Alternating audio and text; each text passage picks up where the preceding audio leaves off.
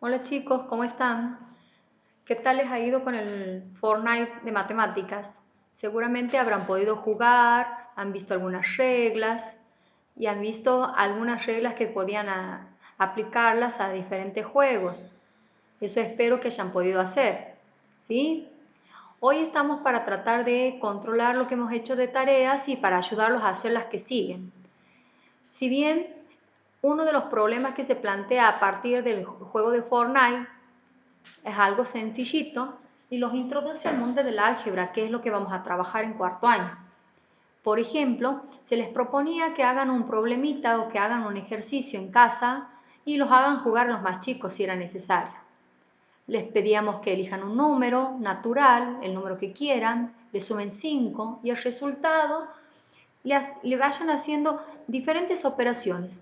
Por ejemplo, si hubiera elegido el 3, al le sume 5 a ese resultado para que luego a la solución le sume el doble de 2.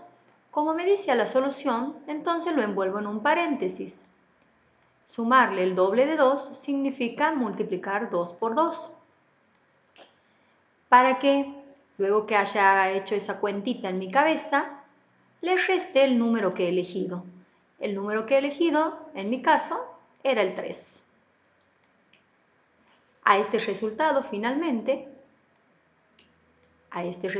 involucra toda la solución que tenga que le reste el cubo de 2, que escrito matemáticamente sería 2 a la tercera. ¿Qué solución les habrá dado a ustedes? En mi caso, si hago las cuentas, estoy segura de que les ha dado el mismo resultado que a ustedes. Por ejemplo, si sumo 3 más 5 me da 8, al 8 le sumo el 2 por 2 que son 4, me da 12, y esa cuentita de 12 que tengo aquí, le resto 3, la solución es 9. Si tengo que restar la solución de 2 al cubo, me da 8, y este 9 menos 8 me da igual a 1. ¿Adivinaron? ¿Cualquiera de ustedes adivinó? Podríamos jugar en casa con cualquier niño. Pero esta situación tan sencilla involucra una actividad matemática mental, muy elemental.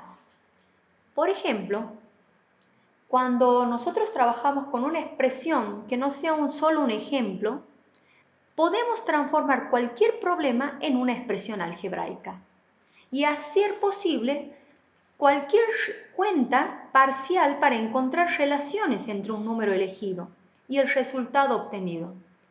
Una de las consignas que tenían que hacer era traducir este enunciado a un lenguaje simbólico. Uno de los símbolos que he usado aquí era haciendo las cuentas con el número que yo he elegido, que en este caso era el 3.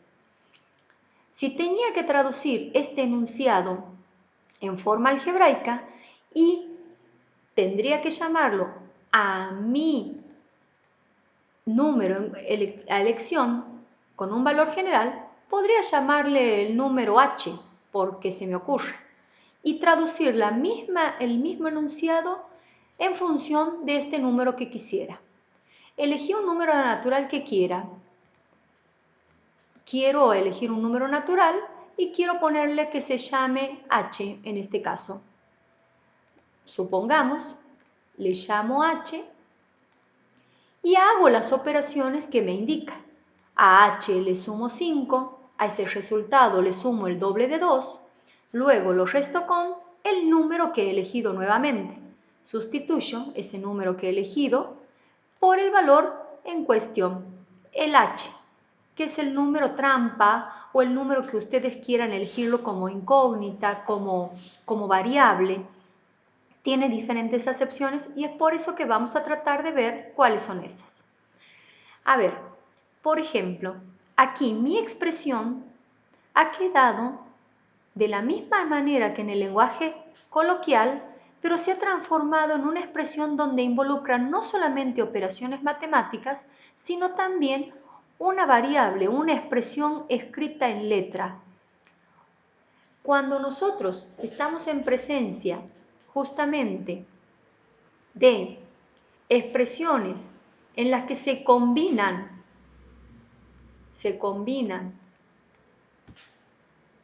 las letras, los números y las operaciones entre sí, podríamos empezar a hablar de que estamos en función o en presencia de una expresión algebraica.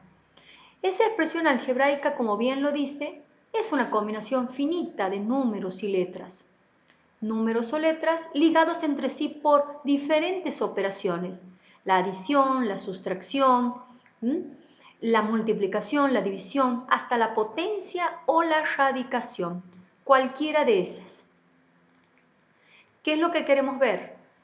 Fíjense que en una expresión algebraica, los números que acompañan a esa expresión se denominan coeficientes, salvo los exponentes de las potencias, y las letras son las variables o indeterminadas. Vamos a mirarlos un poquito los ejemplos. En el primer caso, nosotros tenemos aquí la expresión 3 menos 0,5W dividido entre 2. Si quiero escribir esta expresión de otra manera, podría poner 3 dividido entre 2 menos 0,5 dividido entre 2 W. W significa que en el medio del factor, el número, hay una multiplicación. ¿Qué es lo que estamos viendo?